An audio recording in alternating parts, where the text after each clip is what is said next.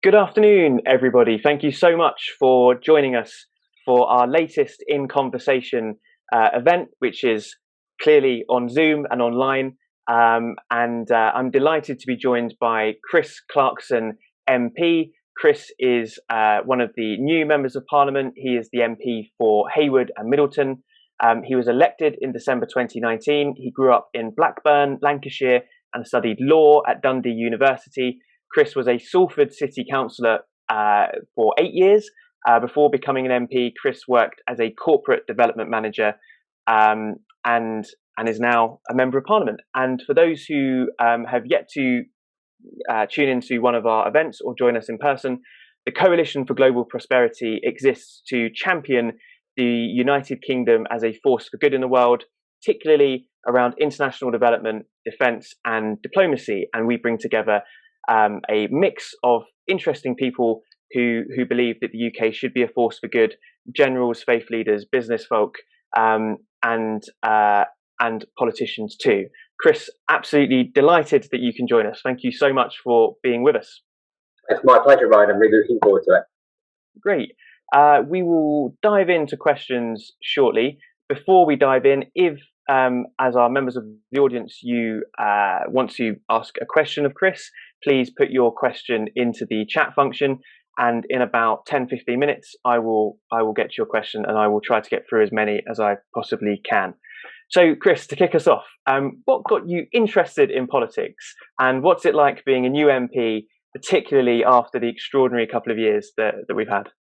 So, in terms of how I got into it, I come from a family where it's actively discussed at the dinner table, and everybody has different views, and you have to be able to hold your own in that discussion. From a very early age, I was encouraged to, sort of have views on things, to find out about things, to take a position on things, which I think is a good thing. But I wasn't actually told what to think, which is also a good thing. After that, I started having lots of views on things, and then I was suddenly suggested to me that actually it's not just enough to have views. Sometimes you have to step up and do stuff. Very esoteric thing for me, though. They were discussing having a congestion charge in Greater Manchester, and I, at the time, lived in Manchester City Centre. I'm not actually a driver myself, but I worked with people who commute in every single day. And I thought, well, it's not terribly fair on them. I've got to stay in this, so I'm going to see if they need any help meeting, knocking on a few doors and what have you. Got the bug, was encouraged a few weeks after the campaign to maybe put the name forward to stand for council.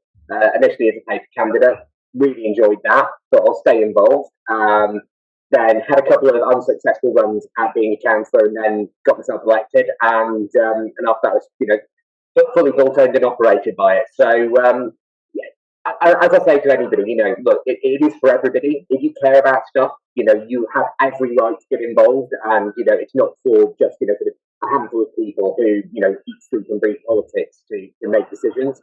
Decisions are made by the people who show up. So I decided to show up. And when you arrived in Parliament in probably, I suppose, around this time 2 years ago, I imagine fizzing with ideas, probably exhausted. But of course, the 2 years that we've lived through have not turned out probably in the way that any of us have expected. How have you juggled the sort of the Zoom and still being connected to constituents, but obviously facing the same tough restrictions that we all are? So it's been a really interesting learning curve. I said to an established colleague a while back, actually, I feel more sorry for them because they sort of remember what normal operations like. This has been straight into this for us. So in terms of how I've sort of managed things, it's just been a natural progression to doing it this way. I mean, I'll quickly admit I've never actually heard of Zoom 2 years ago, and now it's it's a huge part of my life. So it's a shame in a way because actually like getting out on the doorsteps and talking to people, and I've only really been able to start doing that again for the past sort of maybe 6 months or so. So we're having a lot of conversations right now. But in terms of sort of the actual introduction to it, it was almost natural that this was how it's going to happen. It was a nice surprise for me to get elected. So I've just sort of tried to roll with the punches on this one.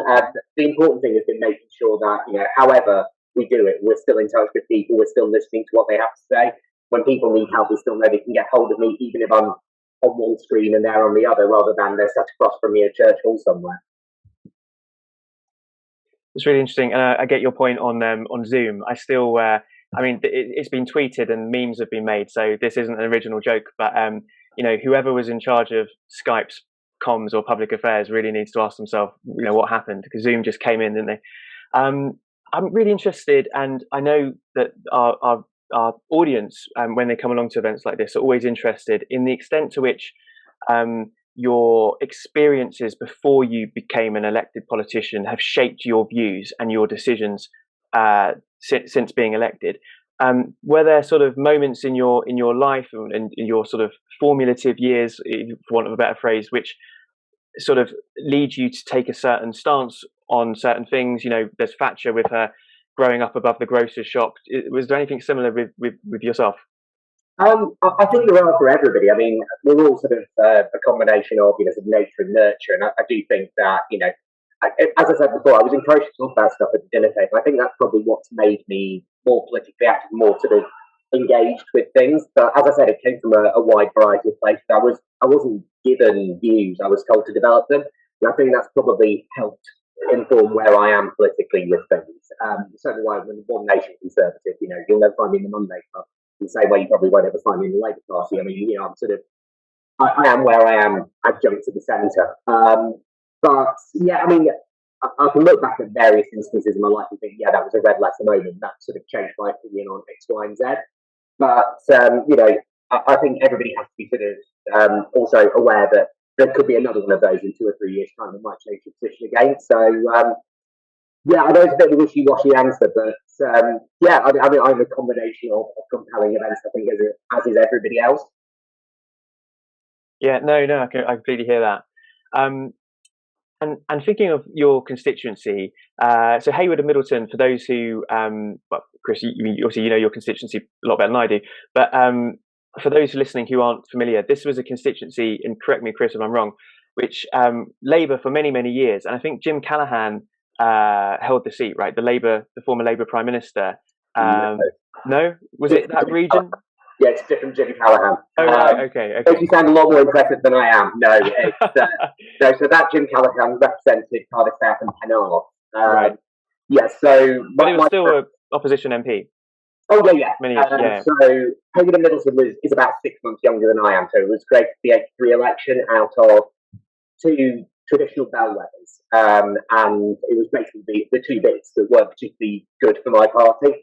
But it's really interesting. Actually, if you look at its electoral history, it's always had a very strong sort of opposition vote. It's never coalesced in one place before.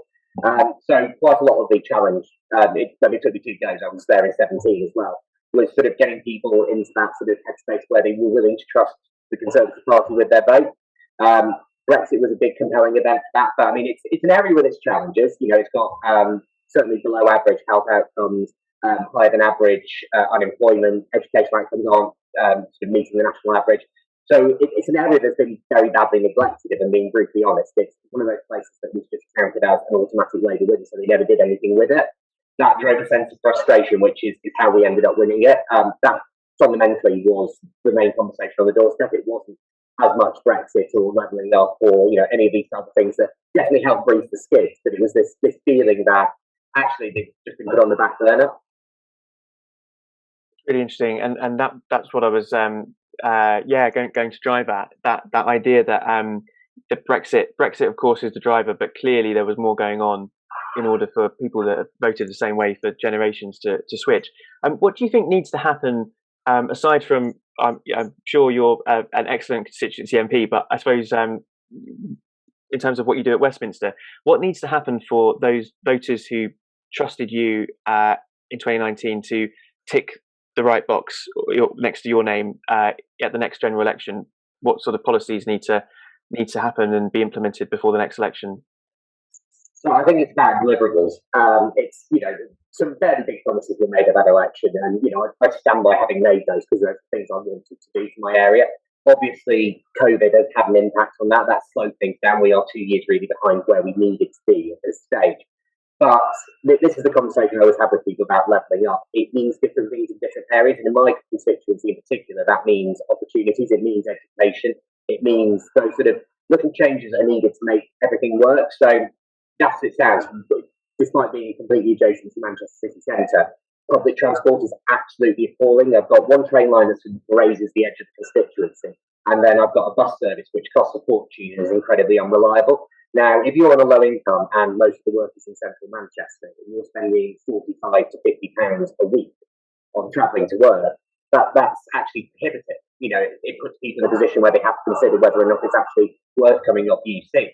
If you can fix transport, for example, public transport, we just put £1 billion into it in Greater Manchester, which I hope will turn into one of these lovely tram stops that I'm subliminally messaging right now. It'll be a game changer. It will give people the opportunity to look at opportunities further afield. And similarly, if you look at education, there are lots of people who have the potential and the skills, but they've been discouraged almost from taking them up because, for whatever reason, whether it's societal or, just because of availability of work, they haven't taken up further education or sort of tertiary education opportunities.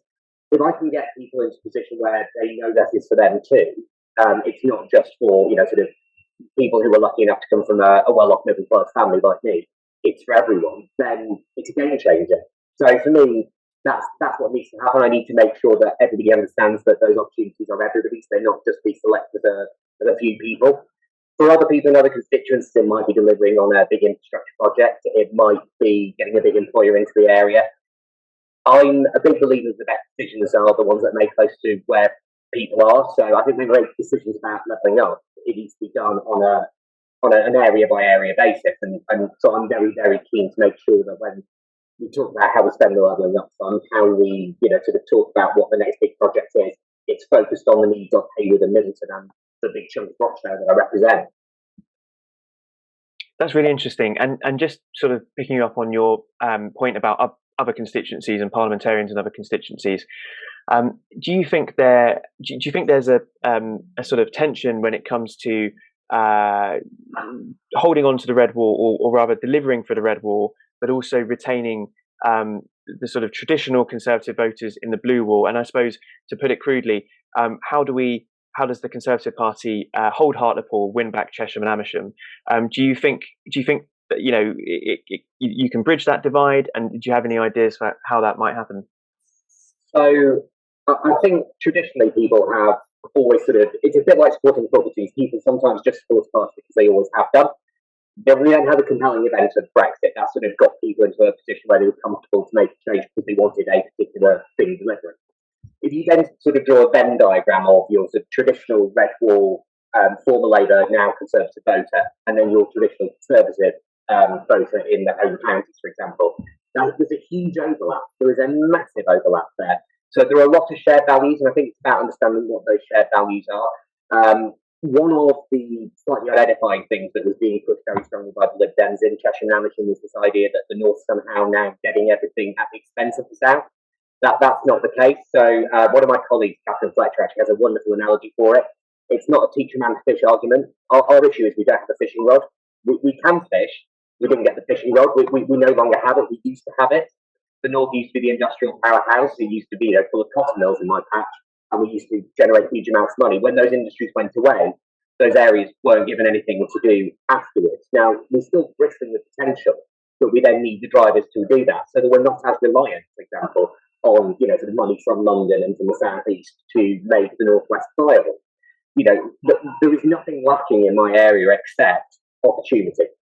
So I think it's making sure that people sort of understand that it's not giving one area something at the expense of another. It's ensuring that we can play our part in that national picture. We don't want to be supported. We don't want to hand up. We don't hand out. We want to hand up. And fundamentally, it's just about addressing some of those inequalities. In terms of sort of whether or not that's going to cost us in home county seats, I don't think it will on balance. I think we are going to have one of the biggest issues in my patch is actually building on the green belt. It's the same conversation I was having in Cheshire and Amersham. I didn't need a playbook or some lines to take on that. It was the same conversation I'm having with my constituents in Heywood, which is not at all like Cheshire. But people are just as concerned about things like availability of school places, doctors' surgeries, whether the roads are going to be congested because there's too many houses. People are worried about their grandkids having the same opportunities as they did and whether or not they'll be able to buy a house. People want to make sure there are decent jobs in the local area, and they don't want young people to have to move out of the area. Those are not unique to one area. So I think it's talking about shared values. It's understanding actually, whilst some areas might be slightly better off, or they might have voted a different way in the referendum. Actually, we all have a lot of shared priorities. It's about understanding that there's one thing lacking in an area, and there might be another thing lacking in a different area. It's about making sure everybody gets a fair share. Absolutely, I couldn't agree more. And it's always occurred to me that it's in no one's interest. And I say this as someone who's never lived north of Bedford, which I used to think was north, but is obviously not. It's always occurred to me that it's in no one's interest for sort of economic activity to be concentrated in one area, because unless you are born into extreme affluence, and even that is no longer a guarantee of getting on the property ladder in the southeast, you're making it worse for yourself in the long run. So I completely see where you're coming from. I want to turn now to Global Britain. The Foreign Secretary gave what I thought was a brilliant speech this afternoon, where she articulated a sort of really bold, outward-looking. The UK is a liberal democracy, and we promote freedom, and we should be proud of that. Along those lines, and I'm interested in what Global Britain means to you, and also what it means to your constituents. Because just building on the question or the topic we've discussed, does it mean something different to what it means for the Foreign Secretary?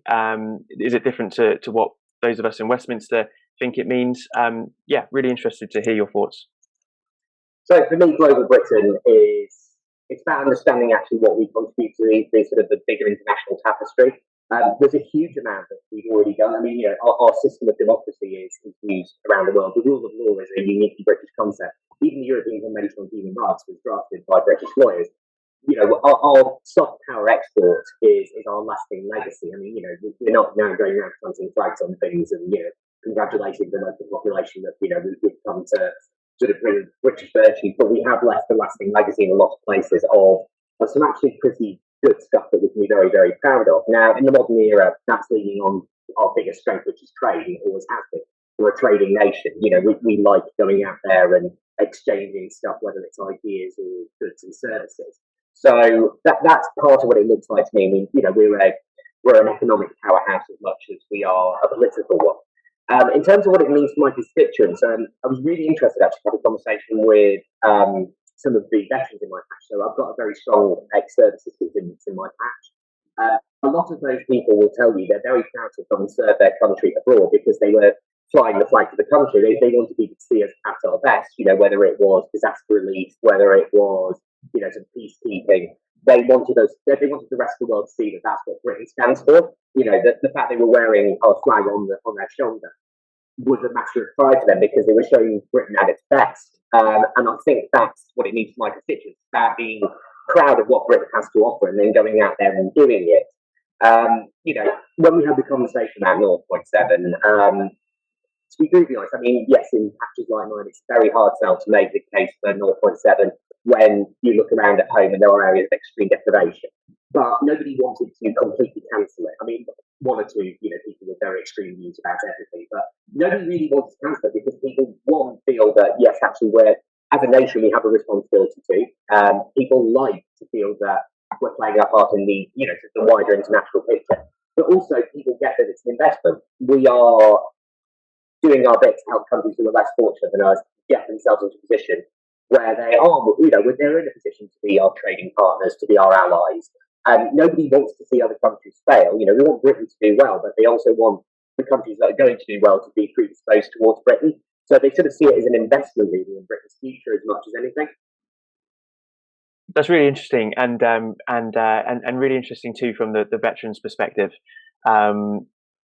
And actually, it leads me on neatly to my next question, which is one of the challenges actually that my colleagues and I face, those of us who work in international development, is that it can be difficult to produce tangible examples of how UK aid, taxpayers' money, as rightly we're always mindful of, or should be, how it directly benefits the UK and the voters, particularly in constituencies, as you mentioned earlier, which perhaps haven't had the attention that they deserve.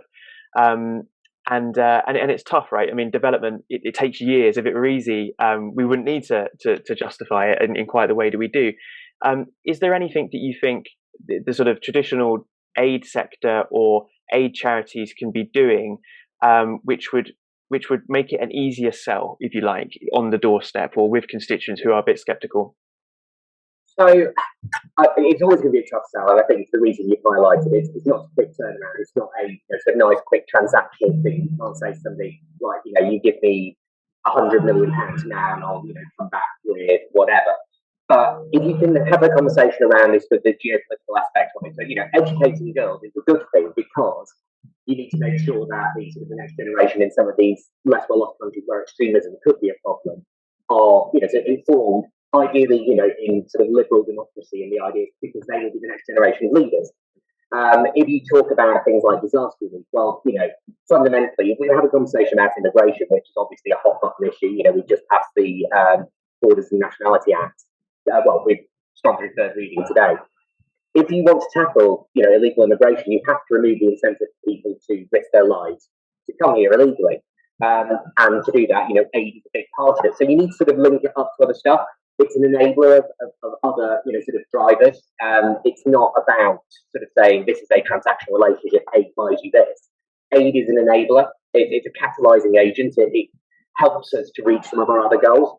And it's actually very easy then to make that argument about a cost-benefit analysis of investment. The easiest sort of analogy is to say, well, fundamentally, if I plant these, if I plant this corn now, is it a good thing or is it a bad thing? It's a good thing, but you can have to wait for it to grow. You will get the benefits of the corn, but you aren't going to get it next week. You've got to have this conversation about the longer benefits of it, but it is an investment. That's the best way to look at it for me. That's really helpful, and I'm sure it'll be helpful for colleagues who will listen to that answer. And I completely agree. That investment part's tricky, and I wonder if, as a society, without getting all too philosophical, our short-termism isn't restricted to politics, is it? It's a 24-hour news culture. It's Twitter. It's instant. It's not long-lasting. But anyway, yeah, I really take your point there. And switching now to the more, I suppose, the more philosophical take on this sort of thing. So we've discussed the sort of tangible benefits and the need to make the case for investment. Do you think, and this again references the Foreign Secretary's speech this afternoon, when it comes to winning the battle of ideas with authoritarian states such as China and Russia, who are quite upfront about the fact that they don't share our sort of our values in many ways and don't share our democratic ideals, do you think there's a role for international development as a soft power tool, along with culture and our David Beckham and all of that? I'd argue it's probably one of our best soft power tools, and I'd link that back to the veterans I was talking to again, because I think that all links together, because very often they're part of the delivery of that soft power. But yeah, I mean, it's huge. And in fairness to China, I mean, they've been very, very clever about it, but just the joy of not being a democracy for them, they can plan things years and years in advance. They have a series of 5-year plans, and at the moment, they're using aid as part of this Belgian road project of theirs. They are basically sort of putting themselves into countries and then slowly slicing away until they have a strategic foothold. Going after Sri Lankans, how they feel about their new port. They won't be terribly pleased at the time. It seemed like the best thing in the world. The Chinese are coming to build it for them, and it's costing them nothing.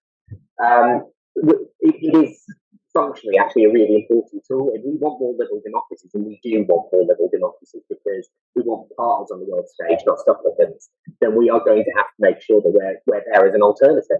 If the only alternative is, the Chinese Belt and Road project, and your country doesn't have a lot of natural resources or a lot of money, then why on earth wouldn't you take what they're offering? But the problem is then, of course, what they're stuck with. And, the more and more these less democratic states are entrenched in other countries, the less and less room we have to promote our own values. Now, fundamentally, as Democrats, we should be trying to promote democracy wherever we possibly can. We can have a conversation about the longer term implications of Chinese dominance and Russian dominance, but fundamentally, this isn't about dominance for us. This is about making sure that everybody has a fighting chance to be the state that they want to be, and hopefully share some of the values that we have. That's great to hear. It's great to hear. We will turn now to a question from a member of our audience, Lizzie from the Minds Advisory Group, and I think Layla will unmute you so you can ask the question.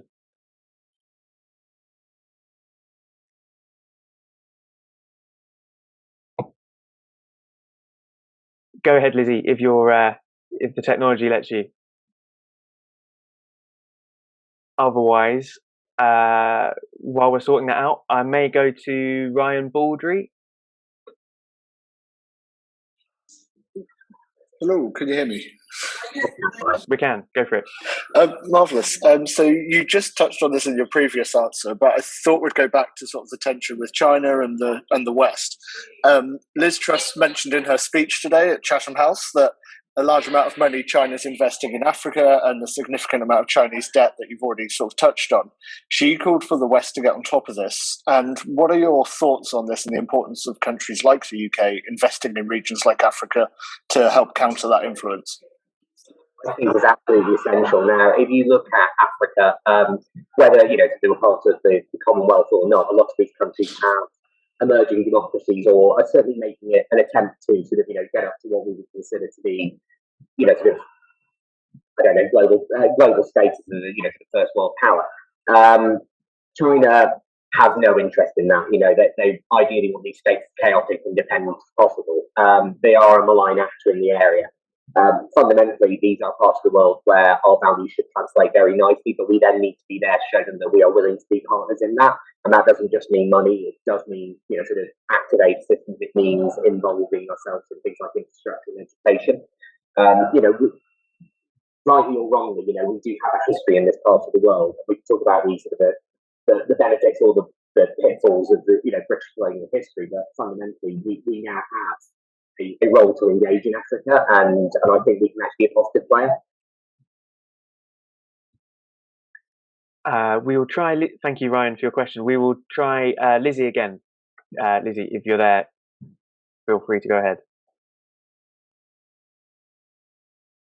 Otherwise, I will see if I'll check my messages in the chat just to see if I can ask. So, Lizzie, if you manage to break through, just ask your question at any point. Otherwise, I will begin asking it for you.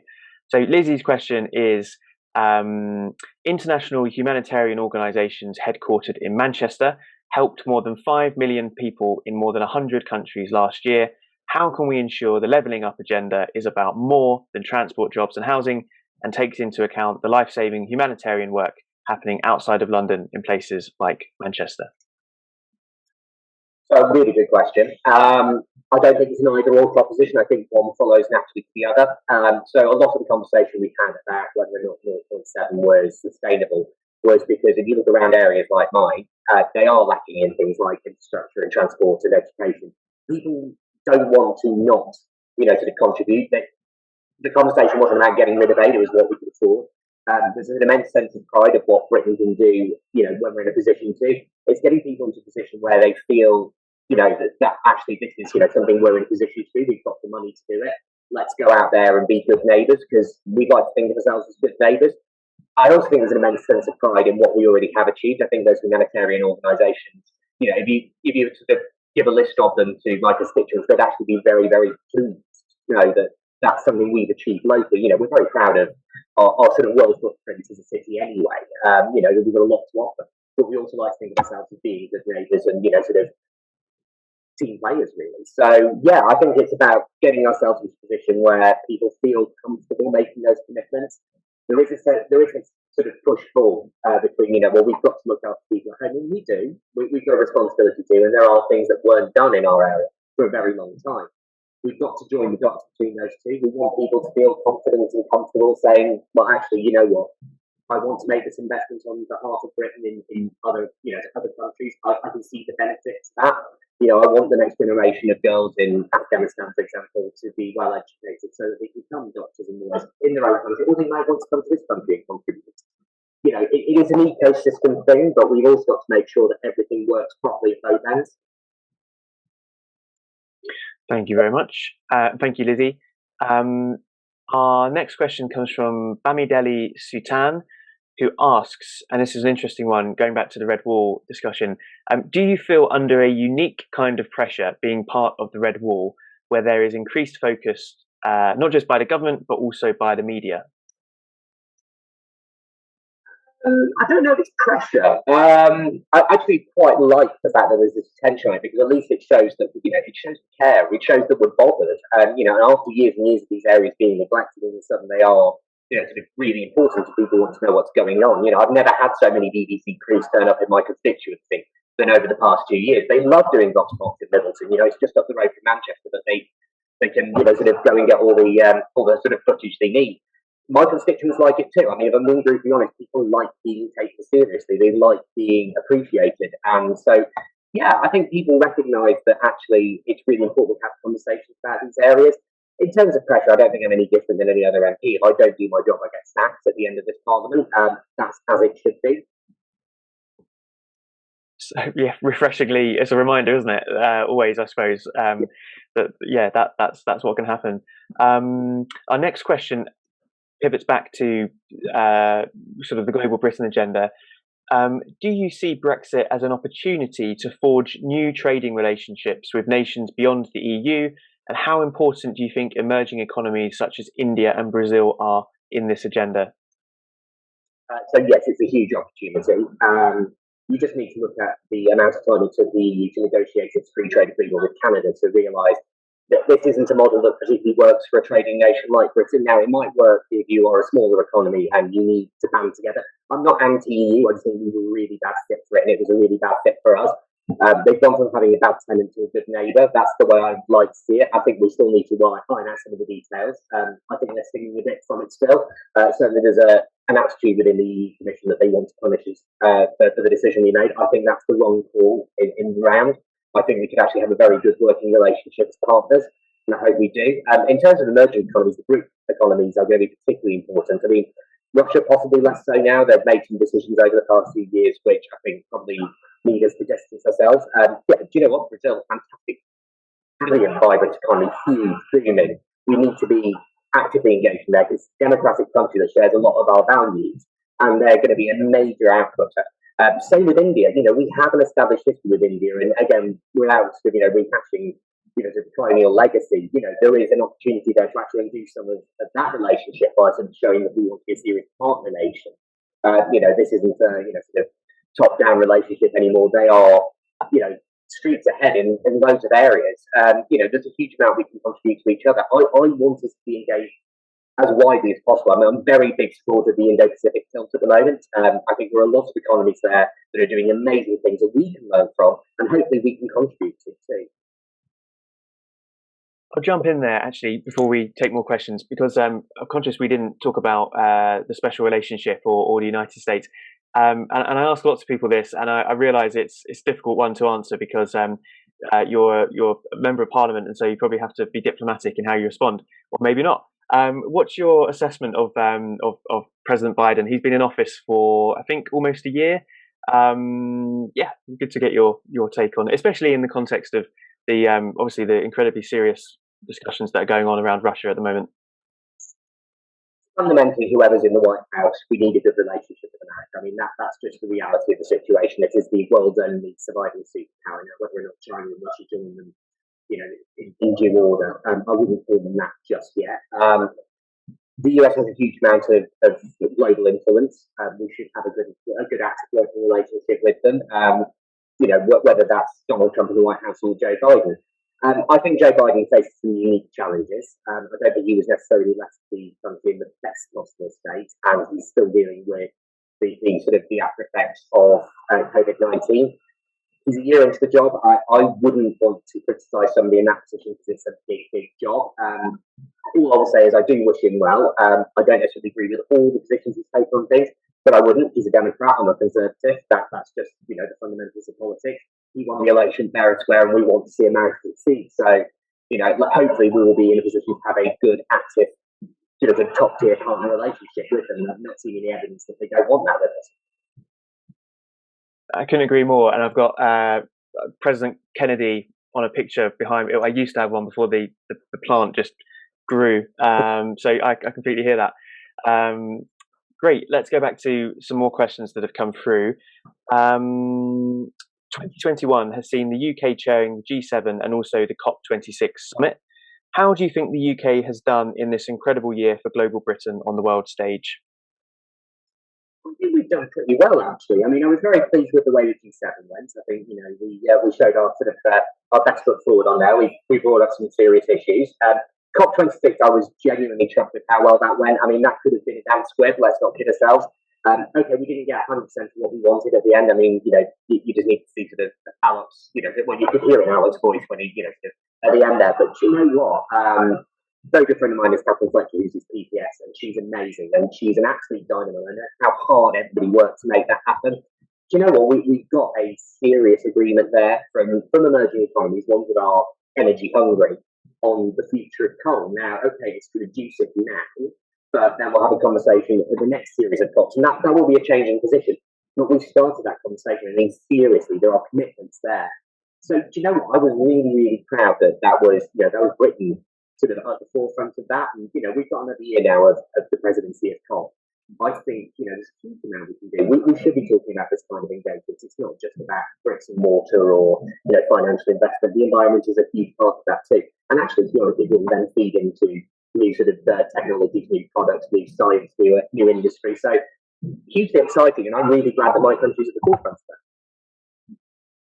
Yeah, I completely agree. And I was listening to a civil servant whose name I won't reveal, but who said actually, if you think about it, the multilateral system has come under such strain in recent years, not just for occupants of the White House, but for all sorts of reasons. And actually, as you say, Chris, the deal that was made was, especially given that background, was really impressive, I think.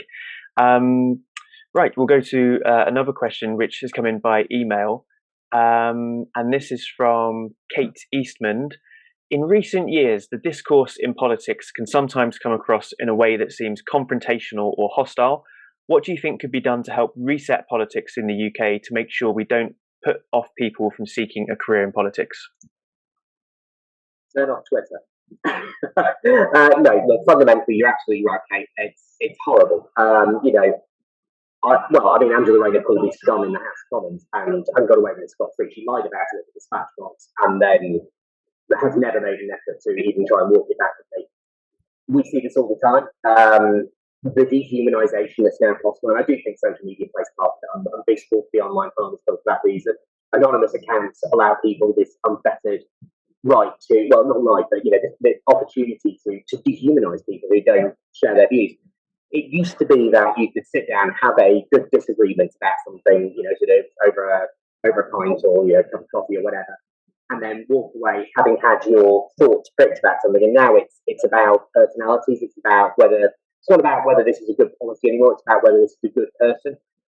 How you walk that back, I don't know. I think the genie's now out of the bottle. You can't put the toothpaste back in the tube. I think we are going to have to be very mindful, though, that things like Joe Cox and David Davis happen as a result of this.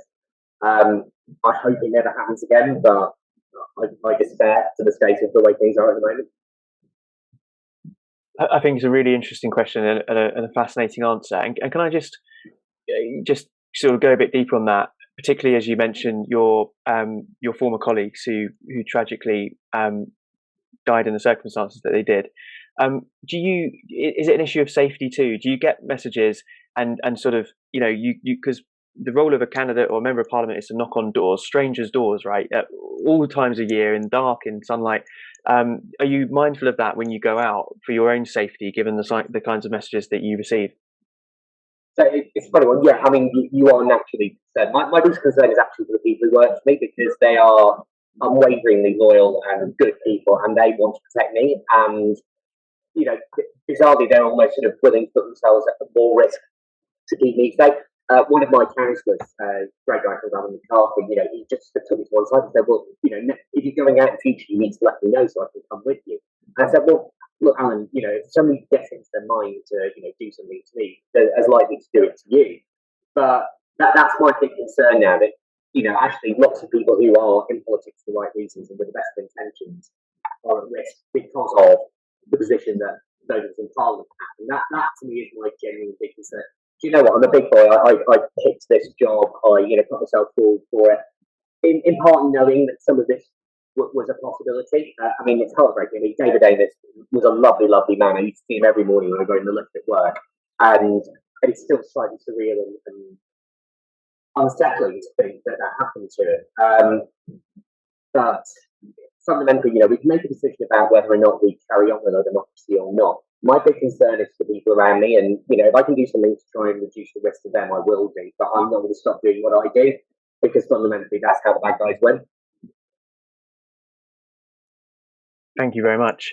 Our next question comes from Libby Smith, and Libby asks, what do you think the biggest challenges are that will face the UK next year on the world stage? Yeah, we can make it to the end of the week without something popping up. It's usually a good thing at the moment. I think the economy is going to be a big thing. I mean, the economic recovery is going actually not bad at all compared to what the original forecasts were. I do think we're still going to see some ups and downs with that. We get new variants of corona. We'll find out, what happens with Omicron. But things like, for example, hospitality had to take another knock. That's a big part of the economy. So I think, our own internal market is going to be crucial for that. In terms of international challenges, obviously COVID is not going anywhere. I don't think we're going to be, without that for years to come. Our relationship with Russia and China is going to be very, very important.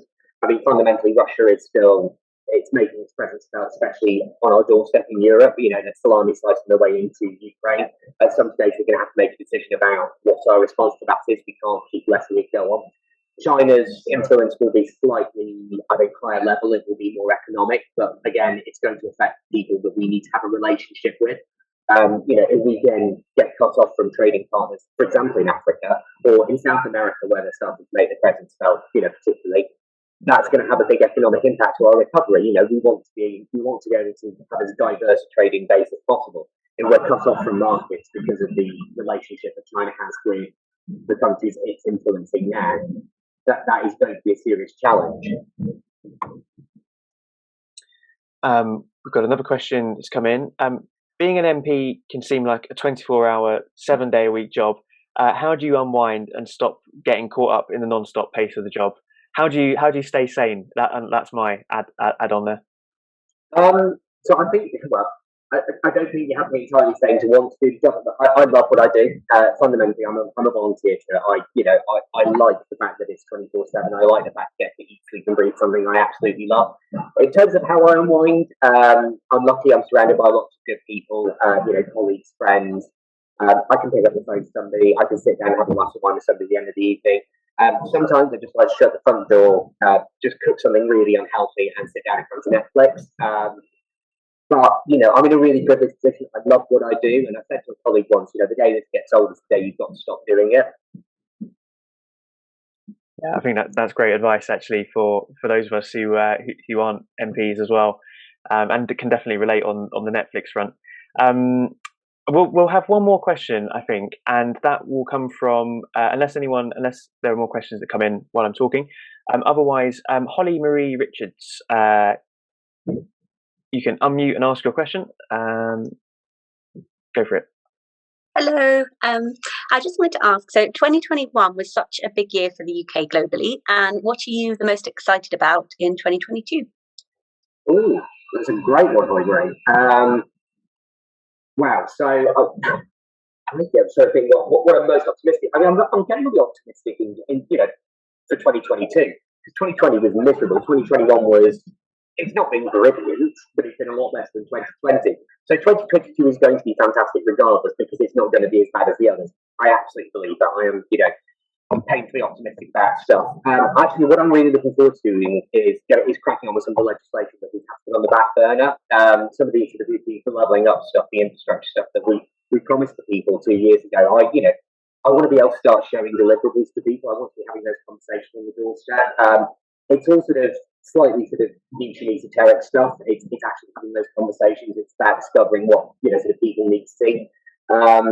So it's not really big scale stuff. I don't really want to go big scale for the next 2 years. I want to spend a bit of time focusing on people at home, because I think there are new challenges as a result of the past 2 years on top of the ones that we had before. And I want to be getting to grips with those. There is one last question, and thank you, Holly, for your question. There is one last question, and it's we'll go to Layla, who's going to unmute and ask herself. Brilliant, thank you. My question is, what's one piece of advice you would give to your past self about your experiences and your current journey? Honestly, don't do anything different. I'm really happy with the way things turned out. I love what I'm doing. I love the fact that I've got the opportunity to do this. It's the biggest privilege in the world. There are moments of doubt, especially if you want to be in politics. It's a long, hard slog to get here. There's a huge amount of luck involved as well. But you do sometimes find yourself reflecting on whether or not you're making the right choices for yourself. Could I be doing something different? Could I be, married with a partner? Could I have kids by now? Could I have taken that promotion at work? All those things you sort of put to one side in order to focus on something. And I'm so glad it worked out that it did. So I think I probably would say to myself, actually, no, chin up, just keep going. Again, great advice. Thank you, Chris, and thank you, Layla, for your question. Well, we'll conclude there.